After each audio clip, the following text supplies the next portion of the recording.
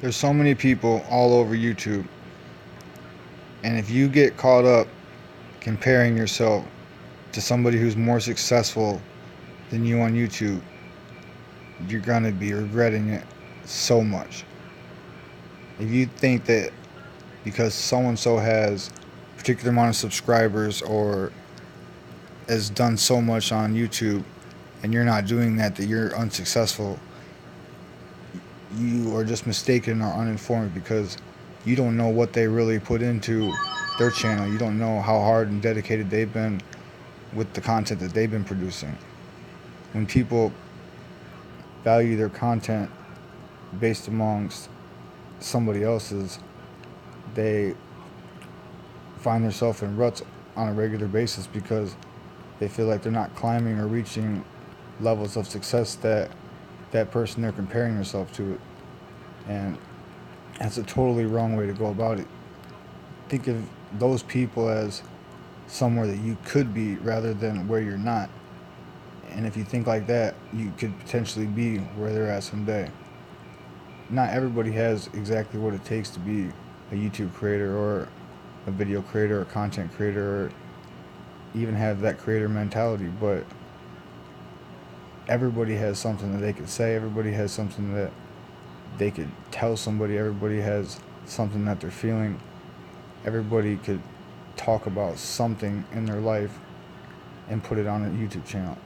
And somebody will probably relate to what they have to say or want to see what they have to say or value what they have to say. You'd be surprised the things that people get intrigued to or interested in. You know, what interests me is just talking about a variety of different topics and ideas and, suggestions for others and trying to help others grow as I grow myself on the internet and social media.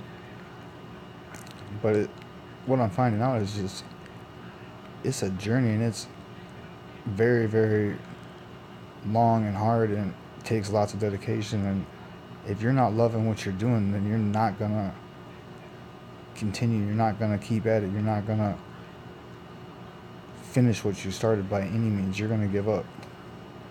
So many people want to give up because it's just easier to give up and do something different than it is to stick it out and wait a few years before your channel takes off or before the hard work actually pays off. This is one of those things where you're building something for the future. You're, relying on something to be beneficial or profitable years down the road, not tomorrow, not next month, maybe not even next year. But think 5 years, 10 years, 20 years down the road, and the things that you're trying to accomplish don't seem so hard. But like I said, don't compare yourself to other creators, especially people with millions of subscribers and following, because it's crazy to try to put yourself on a pedestal as somebody like that.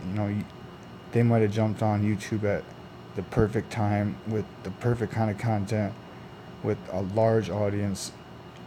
I mean, they just might have got, some people just get lucky. You might not get lucky. You might have to literally do everything and build it all from the ground up and have no, advantages when it comes to this. You might have to do it all yourself and you might have to climb slowly every single one subscriber at a time or one video at a time, and that's just how it's going to be.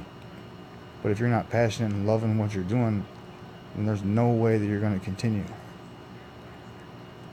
And those people that value, people like PewDiePie and Logan Paul and those huge creators on YouTube, they think that, they want to be like them people, but they dictate that they're not successful or they're never going to be nobody and their channel sucks because they're not at 50 million subscribers.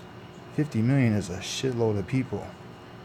I look at even 100 people. If you're in a room with 100 people, that's a lot of people. And if 100 people is listening to what you have to say, that is positive. That is big.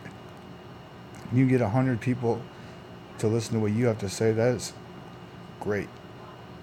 I mean, hitting 100 subscribers is hard, but that's just one of those things. If you can hit 100 subscribers and you realize that it's powerful, then you can hit 1,000 subscribers. You can hit 10,000 subscribers and beyond. But compare yourself only to yourself and value your milestones and your achievements only to the ones that you've already accomplished and to what you can do yourself. Don't compare yourself or put yourself on any type of pedestal with anybody else, because that's just going to slow you down or cause you stress or anxiety or fear of accomplishing your goal. And if it's creating content and making videos, then that's definitely not what you're trying to do. My optimal goal is to just produce as many videos as I possibly can, and if I think that my videos absolutely suck and no one's going to watch them because they're watching all PewDiePie's videos, then that's going to distract me from what I'm actually trying to do, and it's going to make me lose focus on my drive and my ambition to succeed. So think about yourself as an individual. Everybody climbs different, but everybody starts at zero subscribers. That's what I'll call this video, 0 subscribers, because every single one of us started at 0. Some of us reach high numbers of success with subscribers and viewers and success on YouTube. Some of us not so much. But I'm thinking that for the most part, the people who really achieve phenomenal success is because they did things exactly how it was supposed to be done, and they were in the right place at the right time with the right content, and their life just aligned with the way YouTube was evolving just perfectly. You know what I mean? Millions and millions of subscribers is a fluke. It's not something that just everybody can accomplish. And I'm not saying that everybody needs to accomplish that. You can make plenty of money with just a few thousand subscribers or a few thousand people following what you're doing. It's very easy. It's not that hard to make money off a couple thousand people. It's not that hard to make money off a couple hundred people. And you could do, gain an audience like that from simple little things like small Facebook ads directed to your channel, or you can maybe even do sub for sub when you're starting out to just get a couple small viewers or just a little bit of feedback towards your channel. But sub for sub isn't the best, but still it does help people when it comes to that mindset that they're trying to overcome when they're putting themselves, valuing their content in regards to subscriber count. So don't get caught up in subscriber count. Don't get caught up in other people's subscriber count, and only focus on the things that you've accomplished so far, the things that you're accomplishing right now, and never lose focus on your dreams and goals for your end game when it comes to where you want to be in YouTube later on in life. I feel like YouTube is one of the few things that you can invest in right now, and your money is going to be there guaranteed for 10, 20, 50 years. You put your money in the stock market and invest in oil or something like that, who's to say what's going to happen? YouTube is free. Don't get mad because somebody is doing better than you are. They might be spending more money than you are and doing something that's more creative and more beneficial than you are, but that doesn't make you less of a person. That just means that you have different kind of content, and you have to find the audience that suits you the best. So keep on hustling, keep on grinding, and always focus on who you are, what you can do, and what you're trying to do. Never let somebody else distract you from what you want to be or who you really can be.